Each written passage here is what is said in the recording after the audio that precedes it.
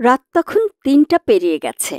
ঢাকার ঘুমন্ত শহর যেন জেগে উঠেছে এক ঝলক আলো আর হাততালির শব্দে। হাতিরঝিলের অ্যাম্ফি থিয়েটার মঞ্চে তখন ধীরে ধীরে উঠে আসছেন বাংলাদেশ নারী ফুটবল দলের খেলোয়াড়রা। ক্লান্ত মুখ, কিন্তু তাতে দমে যাওয়ার কোনো লক্ষণ নেই। চোখে সাহস, ঠোঁটে হাসি, যেন অজান্তেই বলছেন, আমরা ফিরেছি বিজয় নিয়ে, তবে এখনও পথ বাকি। গতরাত ১:৩০টায় মিয়ানমার জয় করে ফিরেছেন তারা। প্রথমবারের মতো এশিয়ান কাপের টিকিট কেটে তাদের এই ফেরাটা হলো বীরের মতো।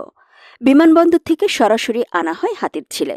পৃথিবীতে আর কোনো ক্রীড়া দল এভাবে মধ্যরাতে সংবর্ধনা পেয়েছে কিনা সেটাও একটা বিরাট গবেষণার বিষয়। মঞ্চ আর গ্যালারি পানির ওপর, সে এক অনন্য পরিবেশ।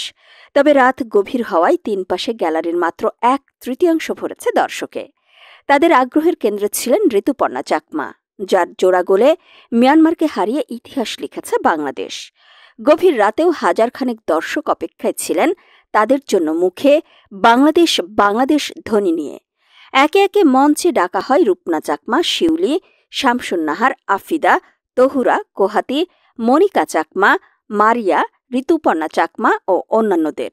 বাফুফের সদস্যরা তাদের বরণ করেন ফুলের তোড়ায়। অনুষ্ঠানে উপস্থিত ছিলেন সাংস্কৃতিক বিষয়ক উপদেষ্টা মোস্তফা সরোয়ার ফারুকী, বাফুফের সভাপতি তাবিথ আওয়াল, বাংলাদেশ জাতীয় ফুটবল দলের সাবেক অধিনায়ক আমিনুল হক সহ আরও অনেকেই।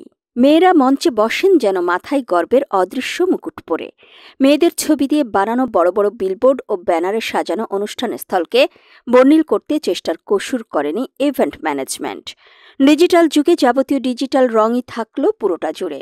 বড় পর্দায় দেখানো হয়েছে মিয়ানমার কীর্তির খণ্ড ছবিগুলো।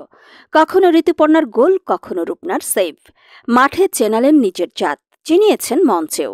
দৃপ্ত বার্তায় ঋতুপর্ণা বলেন, আজকের যে পর্যায়ে এসেছি আমরা, এটা একটা টিম ওয়ার্ক। ফুটবল কোনো ব্যক্তিগত খেলা নয়।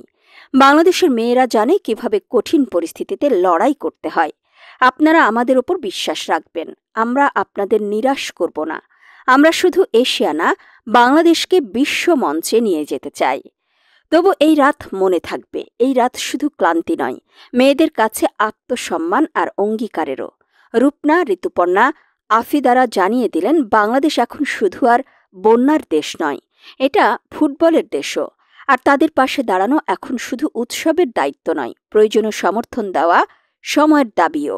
অনুষ্ঠান শেষে ঋতুপর্ণা চাকমা আর মনিকা চাকমা আবারও রওনা দিলেন বিমানবন্দরের পথে। ভুটানে লিগ খেলতে হবে, এটাই তাদের বাস্তবতা। বিজয়ের উৎসব শেষে আবার লড়াই, কারণ এই মেয়েরা জানেন কিভাবে চলতে হয়। আলো খুঁজে নিতে হয় নিজেদের মতো করে। গত বছর সাফ জয়ের পর মেয়েদের ১.৫ কোটি টাকা বোনাস দেবে বলেছিল বাফুফে, কিন্তু ৯ মাস পেরোলেও এখনও কানাকড়িও খেলোয়াড়রা পান নাই। এবার তাই হয়তো কোনো ঘোষণাই এলো না। এই মেয়েরা যারা আজকের গর্ব, তাদের জন্য ঘরোয়া লিগ নেই, নেই প্রতিযোগিতামূলক ম্যাচ বা কোনো টুর্নামেন্ট। সর্বশেষ লিগ হয়েছে গত বছর মে মাসে, তারপর একটাও আয়োজন হয়নি। অথচ মেয়েরা দক্ষিণ এশিয়া পেরিয়ে এশিয়ায় পৌঁছার দরজা খুলেছেন, নতুন পথও দেখিয়েছেন। পথটা মজবুত করার বড় দায়িত্ব এখন বাফুফের।